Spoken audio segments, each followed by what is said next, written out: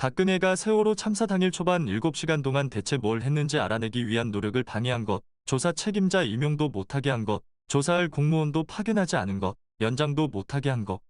그나마 조사하던 공무원도 다시 돌려보내고 조사할 돈도 안 줘서 결국 아무 조사도 제대로 못하게 한 것, 이 모든 게 법으로 처벌할 일은 아니라고 합니다. 박근혜 부하들이 조사를 방해한 건 맞는데 법으로는 못 때리는 이유는 대체 뭘까요? 대한민국 법으로는 이 놈들의 마음을 입증할 물적 증거가 없기 때문이라고 합니다. 특조위원들을 방해했으니까 박근혜 부하들이 특조위원회의 독립성을 침해한 건 맞는데 이 방해를 누가 지시한 건지 증거가 없으니까 무죄라고 합니다. 정말 답답한 소리네요. 형법상 무죄는 대한민국 법으로는 피고인들을 감옥에 쳐넣을 증거가 없다는 의미지, 이들이 진짜 잘못한 게 없다는 의미가 아니니 그냥 넘어가기엔 정말 열받는 일입니다. 다음은 이런 사람들만 득실거리는 국민의힘 소식입니다. 이준석은 윤석열 임기 반환점을 돌아 레임덕이 오기 전까지는 당에서 움직이기 어려운 상황입니다. 나름 짬밥 먹었다는 고쿠민노 치카라당의 연식 있는 의원들도 윤석열에게 목이 잘라나가는 상황이니까요. 거기다 이준석은 당내에서 기반도 없고 이미 윤석열과는 척을 진 상황이라 전면전을 할 수도 없고요. 그나마 윤석열이 당내 주류들과 모두 척을 진 상태라 저번처럼 이준석 혼자 처맞는 상황은 아니고 직접 등판하는 것도 아니니 부담도 크지 않겠네요. 그렇다면 윤석열 임기의 반환점을 도는 24년 총선과 그 이후를 노릴 수밖에 없으니 지지자들에게 생존 신고는 꾸준히 하려는 움직임으로 보입니다. 하지만 현재 국정원과 검찰까지 다 틀어진 윤석열입니다. 따라서 누가 당대표가 되든 24년엔 국민의힘 당내에선 윤석열과 뜻이 맞지 않는 상황이 벌어진다면 이번 나경원의 경우처럼 온갖 부정적인 정보가 줄줄 흘러나올 듯합니다.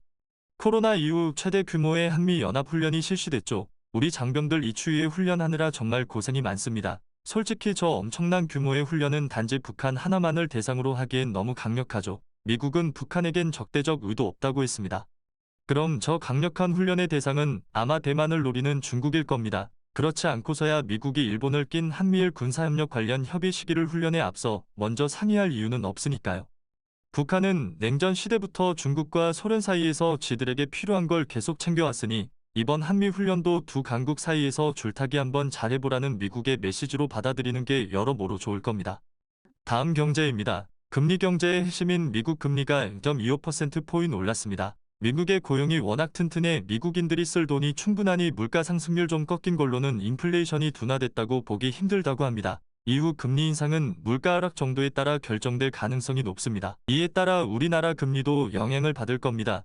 다행히 주식시장은 예측한 대로 금리가 올라갔으니 불안감은 사라진 듯합니다. 하지만 부동산 시장은 애초에 0%대 금리로 시작했으니 지금 금리 상황에선 하락장은 운명인 듯합니다. 이 와중에 윤석열은 딱 올해만 9억 이하 주택 구입자금은 아무것도 안 따주고 빌려준다고 합니다. 지속적인 주택 금융 정책이 아닌 1년 한시 대출만 해준다는 거죠. 하락장을 국민이 떠받들라고 부추기는 건 선출직 공무원이 할 행동은 아니라고 생각합니다. 식을 버리고 적극적으로 맞고 발도하고 현재 이슈에 적극적인 방안도 내놓고 있습니다.